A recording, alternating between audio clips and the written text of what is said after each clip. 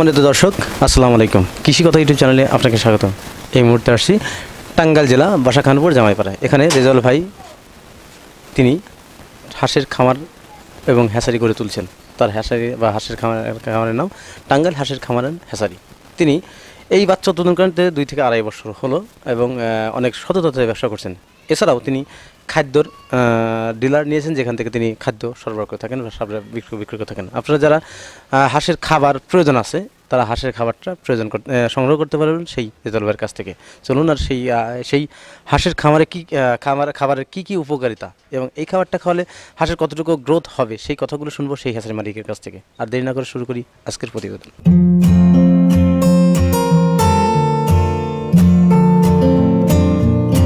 দর্শক, আমার সামনে সেই ব্যক্তিরা দাঁড়িয়ে আছেন যিনি এই হাঁসের বিভিন্ন খাবারের ডিলার নিয়েছেন এবং সেখান থেকে হাঁসের খাবারটা সংগ্রহ করা হয় বা বিভিন্ন জায়গায় সেল করা হয়। তিনি কীভাবে সেল করে থাকেন এবং এই খাবারের কী উপকারিতা সেই কথাগুলো শুনবো। আসসালামু আলাইকুম ভাই।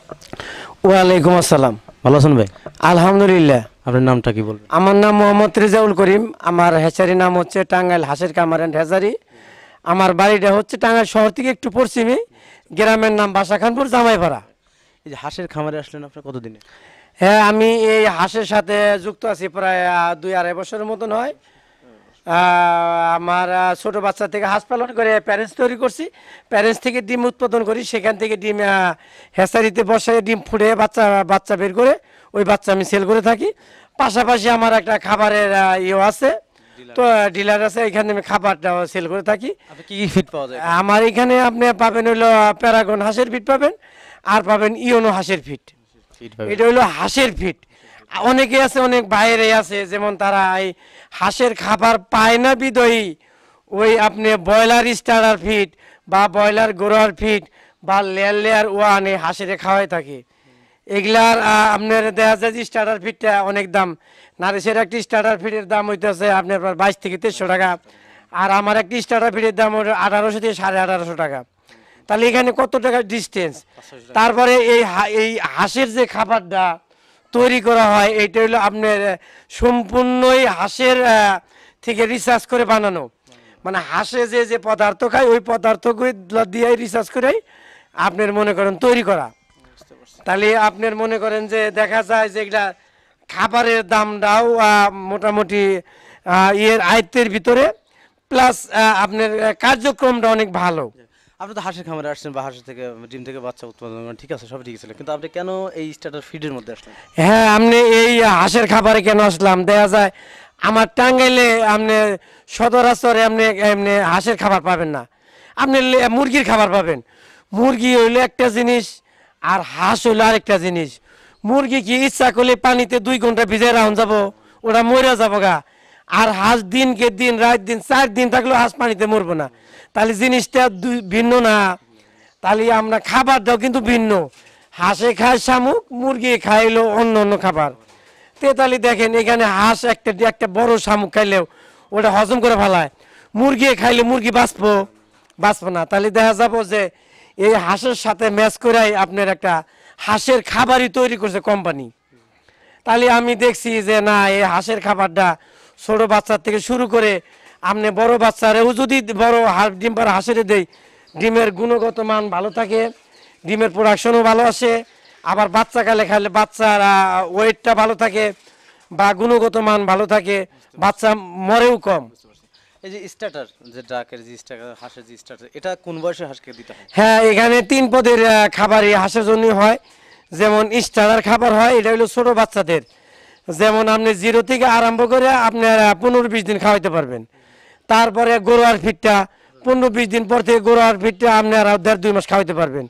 তারপরে ফিনিশার ওটা সর্বসময় খাওয়াইতে পারবেন।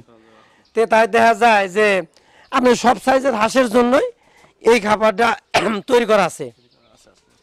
তাহলে আমরা খাবারের মান যদি ভালো পাই, দাম যদি একটু আমাদের ভালো হয়, আমরা খামারি দেখা যায় অনেক বস্তা খাবার লাগে, প্রত্যেকটা খাবারের পিছে 50 টাকা 100 টাকা 200 টাকা সেভ হইলে কিন্তু আমাদের মেলা সেভ হয়। তাহলে আমরা দেখা যায় যে ওইটাতে আমরা আরেকটা কাজ করতে পারি, যেহেতু আমরা আসলে মধ্যবিত্ত দেশের লোক, আমাদের সেভ না করলে আমরা ফার্মাররা তো আসলে বাঁচব না। সব জায়গায় এখন একটা মনে করেন সিন্ডিকেট, যেমন এই যে আমরা হাঁস পালি, সময় মতো ভ্যাকসিনটা আমরা পাচ্ছি না, সরকার দিচ্ছে ঠিকই, কিন্তু দেখা যাবে সরকারি কর্মচারীরা এই ভ্যাকসিনটা আমাকে সময় মধ্যে দিচ্ছে না, গেলে কয় আসে নাই, হ্যান ত্যান এই সেই। দেখা যায় ওই ভ্যাকসিনটা অন্য জায়গার থেকে দাম বেশি, দামটা ঠিকই পাই, তাহলে আমরা এখানে প্রতারণার সম্মুখীন হয়েছি।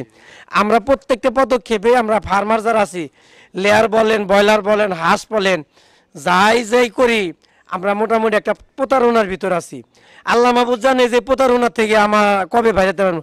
সরকার যে পর্যন্ত আমাদের মুখের দিকে না তাকাবো, আমার মনে হয় না কোনো ফার্মারই, এই বাংলাদেশের ফার্মাররা জীবনে কোনো উন্নতি করা হবে আমার মনে হয় না। আর যারা উন্নতি করে তারা কিন্তু খুব কষ্টের মাধ্যমে করে, খুব টেকনিকের মাধ্যমে করে। তাহলে এই হাঁসের খাবারগুলা যদি আমরা ঠিক মতো সময় খাওয়াইতে পারি, অনেকেই করে কি হাঁস নিয়ে ওই যে কুড়া খাওয়ায়, ওই খালি ধানের খুদ খাওয়ায়, ধান খাওয়ায়, এতে দেওয়া যায় হাঁস আরও মগা হয়ে যায়, রোগাক্রান্ত হয়, মারা যায়। তা না, হাঁসের জন্য প্রযোজ্যভাবেই আপনি রিসার্চ করে এই কোম্পানিগুলা তৈরি করছে খাবার। তাইলে আমরা কম টাকার ভিতরে ভালো খাবার এই নেই। দেখা যায় আপনি 1 কেজি গম, 1 কেজি ভুট্টা যদি ভাঙে খান, তাও 30 টাকা, 28 টাকা, 25 টাকা পরে। তাহলে দেখা যায় যে ওই নার্সে মোটামুটি হাসি পাচ্ছে। বুঝতে পারছি। আপনার যে স্টার্টার ফিডগুলো এখন এক বস্তা কতগুলো ফিট থাকে? হ্যাঁ, আপনি প্রত্যেকটা খাবারের মনে করেন মোটামুটি 50 কেজি করে ওয়েট আছে প্রত্যেকটা থাকে আর কি। বস্তার। প্রত্যেকটা বস্তা এক একটা বস্তার দাম নেন কত? আমরা একটা বস্তার দাম নেই, যেমন আপনার স্টার্টার যে ফিটটা আছে এটার দাম নিচ্ছি হলো আপনার 1850 থেকে 60 টাকা। বা আপনার গরু আড্ডা আছে ওই তো মনে করেন 1850 টাকা। ওই এইভাবে আর কি, বেশি লাভ না, অল্প লাভের ভিতরেই আর কি আমরা সেল করে থাকি। যেমন আমার এখান থেকে বাচ্চা দেই, আবার ওষুধ দিয়ে থাকি, আবার খাবার দেই। ওই দেখা যায় যে একটা ফার্মার যদি মোটামুটি বাচ্চা, ওষুধ, ডিঙ্কার, খাবার, পানি সবই নেয়, দেখা যায় অল্প লাভ করলে তারপরে মেলা লাভ হয় আর কি। হাঁসের এই খাবারটা যদি আপনি খাওয়ান তাহলে কি পরিমাণ ডিম আশা করেন? হ্যাঁ, আপনার হাঁসের এই যে যেমন হাঁসের লেয়ার যে ডাকের খাবার, মানে হাঁসের খাবারটা আছে, এইটা খাওয়াইলে দেখা যায় অনেক সময় হাঁসগুলা আপনার অর্ধেক প্রোডাকশন আসে, অর্ধেক আসে না। আবার দেখা যায় যে ডিম দইরাই ছেড়ে দেয়। এগুলারে যদি কন্টিনিউ কিছু খাবার বানাইয়া বা এগুলা মিক্স করে খাওয়াইয়া সাশ্রয়ভাবে যদি পালা সবসময় খাবার দেওয়া যায়, তাতে মোটামুটি দেখা যায় যে আপনার 90% ডিম হাঁসের অলরেডি আইসা পড়ে। প্রিয় দর্শক, রেজাউল ভাই আমাদের যে কথাটা বললেন, তার এখানে যে গ্রোয়ার যে ফিডগুলো আছে, এই ফিডগুলো যদি আপনারা খাওয়ান তাহলে হাঁসের 90%, ম্যাক্সিমাম 90% ডিম আসা সম্ভব এই খাবারের মাধ্যমে।